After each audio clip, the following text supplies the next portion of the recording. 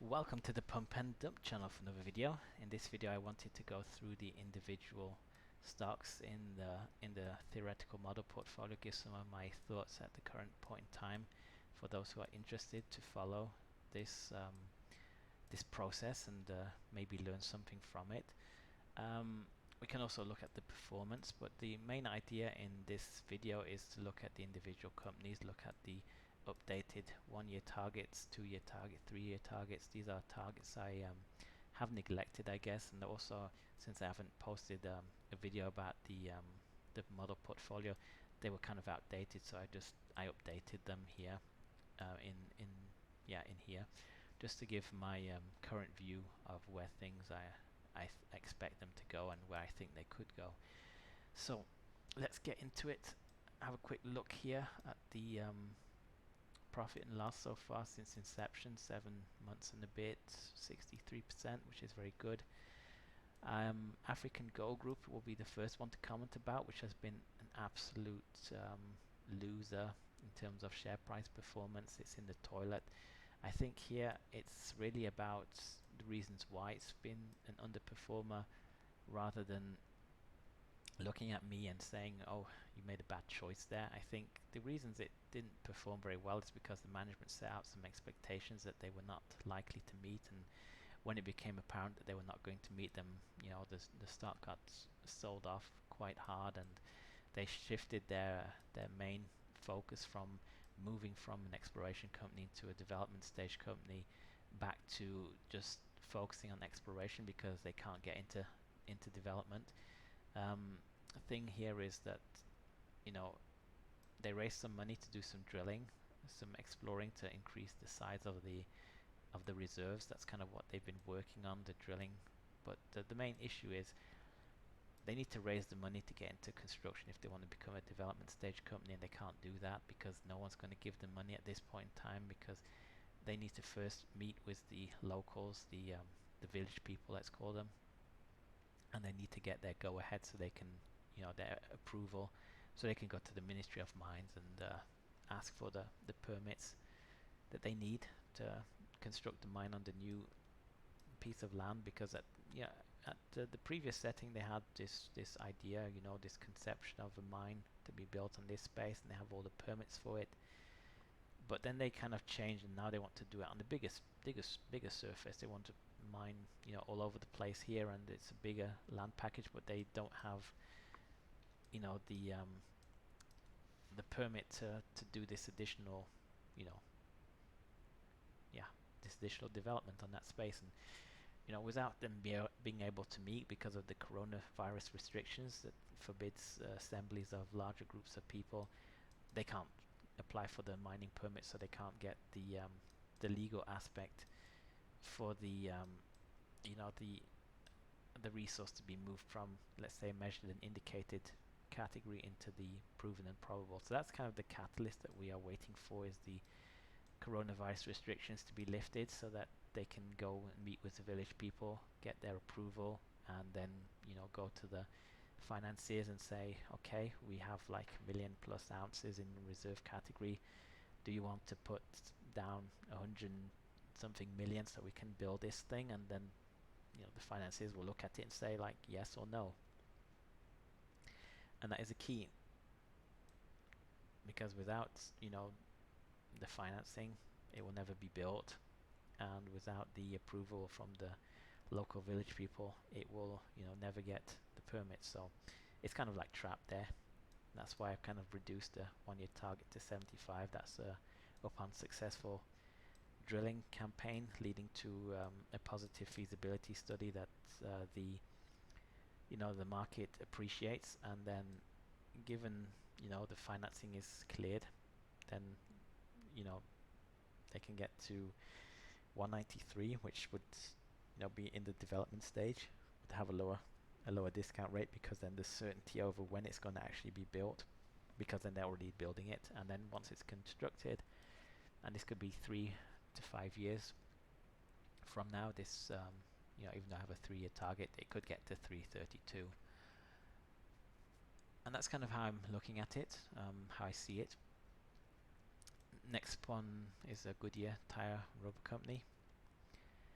Nothing really to say here. I've left the valuation, expected share price as it is. I do think, however, that I think this is a bit high, and we'll have to, of course, see how things move. But the rubber prices increase. People are still driving cars, and businesses.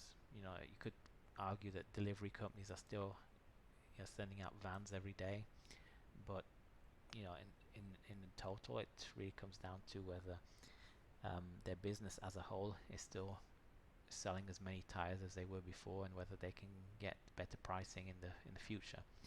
And that's of course something I've not got the answer to, but I think it's undervalued, and even at 1176, I don't see a reason why this is a sell. It's not like massively overvalued.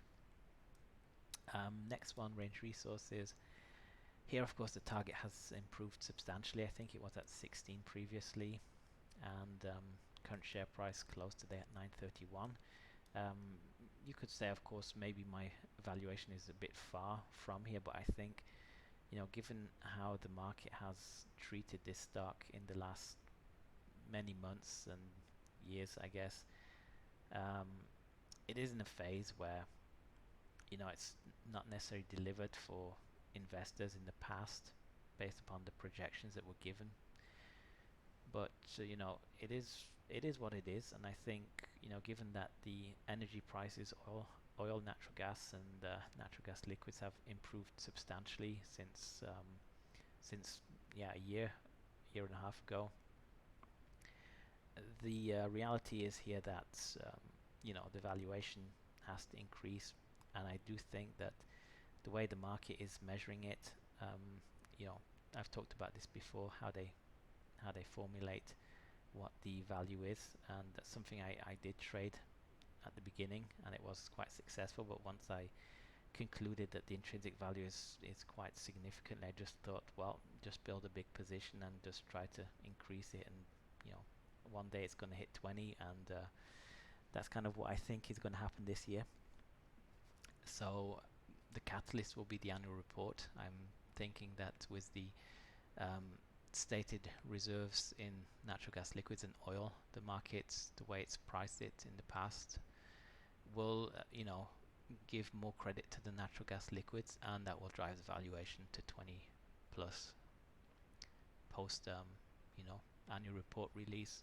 I would expect that to start maybe a week after, maybe 2 weeks after, but I think it will eventually run up to 20 plus. Next one, PBF Energy. I had a target here of 10 before, but if anyone is watching it, it had this big move the other day when it went from $8 to 13 plus, and that exceeded, of course, the $10. But I didn't have any videos about the theoretical model portfolio since I purchased it on the 4th of November. So it didn't reflect the changes in fair valuation that I had, because not natural gas, but the gasoline price and the oil price had continued to move up, and the crack spreads had continued to improve. So the valuation, of course, has to improve too, and I have a minimum of 15 that I'm thinking here. Anything below 15, I think, is not a sell, like a sell out. But you can of course take partial profits if you see that 12 and you think something else that's trading at 12 is a better value than like if you think like PBF is worth 15 and it's at 12, and as an example CNX is at 12 and you think it's worth 18, then you'd say there's $6 upside here, whereas with PBF there's only 3. You got to see CNX. That's kind of the thinking, but it did run up to 13 and change, and I was thinking about making a transaction, but then I thought, this is my valuation. I shouldn't sell it. I should wait till it hits the target, and that would only be a partial sell at best if I like something else and I wanted to diversify. But the real target, I think, here is 30. I don't know whether this will happen this year or next year. I do think, however, it's very probable that it can achieve 30 with 2 good quarters in order, Q1 and Q2 2021. If they can be very good, then I do think it might even get to 30 this year. But Q4 from last year, crack spreads were weak, still like $10, $11, and therefore I do not necessarily expect the earnings report to be good, but the forward-looking projections that the management might be giving might, put some hope and some, you know, some realization into the market's psyche that this is undervalued, and it's it it could exceed 15 post earnings report, but there's no guarantee. It might just stay at 10 and just, or 940 and just float around for a couple more weeks. Who really knows? But I do think the bias is clearly up. Even if the quarter is not so good, I do think the projections show that the stock price should move up. Next one here, I'll just mention another thing about PBF, because when it went to 13 plus and then retraced, I did sell some, but when I exchanged it for CNX, I sold from 1150 to 1312. And exchanged it into CNX shares because they were like at 12 something, and of course when it went back down under 10, I just reversed the trade because I thought, well, why not? I did it one way, why not move back the other way? But I did do some additional analysis, and I was trying to figure out why did it go to 13 and not to 15 or more. And the conclusion I came to is that, of course, in terms of valuation, you need to have a model that kind of reflects the market to know what the market is looking at and how conservative or aggressive the market is. As an example, like, with Diamond back at the current point in time, I think it got to 65 today, and it's using the spot price, which is of course higher than the the months further out, which is normal when you're in a phase of backwardation where spot prices are higher than future prices. Usually that's a bullish thing in the short term, and if the spot market price for WTI is used for Diamondback, you can get to 65, but if you use an average over the 12 months, then you're probably more at 61. So that kind of reflects how aggressive or conservative the market is. And with PBF it's the same. So when I was looking back, I concluded that the market is very conservative because what I calculated based upon the model I have is that the market was using like the 12-month average of gasoline prices and 12-month average of oil prices, and then getting a crack spread. So you'd have like 127 for gasoline and let's say 41 for oil, and then you get your crack spread. And using those metrics, I got to 1268 as a valuation.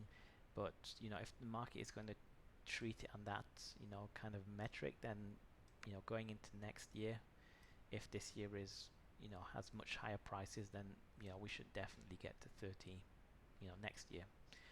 So that's kind of how I'm seeing this. Next one here, Safe Bulkers. It has done very well since purchase. I sold Diana Shipping at 137. It's currently at 263, so that's almost a double. And Safe Bulkers is at 220. So Safe Bulkers has outperformed Diana Shipping, and my decision here was correct. One could argue that my decision to sell these two to buy PBF did not lead to an improvement in the performance, because PBF is at 9, so it's up 80%, and Diamondback is at 65, and that's over 100 and something percent. And with Alliance Resource Partners, I think they're at 6 something, so that's also appearing to be a better performer than PBF Energy. But if I take that day where it went to 13, then it was outperforming these two, so I could make my case. But for the most part, this one has underperformed, and this was just a decision to take risk out of the investment, because I don't want to have the reserve destruction that I'm foreseeing with Alliance Resource Partners, and not with Alliance Resource Partners, but with Diamondback. Alliance Resource Partners could also be severely impacted, but I'm not 100% sure about this one, how this would work out. But with Diamondback, it's clear to me that this could go down substantially in terms of the reserves going down, and the share price would follow. So safe bulkers again. 1 year target has moved up to 466. One might recall when I bought it here at 89 cents, it was about a third of the 250 target I had. And even when it was at 125 and being half the target, I thought, it was struggling to get up above half the intrinsic value I had. And I think this is something that will persist until we have people thinking that dry bulk is the next big thing and they start flooding into the market. I think qualitatively it's not necessarily a great start because it doesn't have a dividend. There's preferred shares that have a dividend in the company.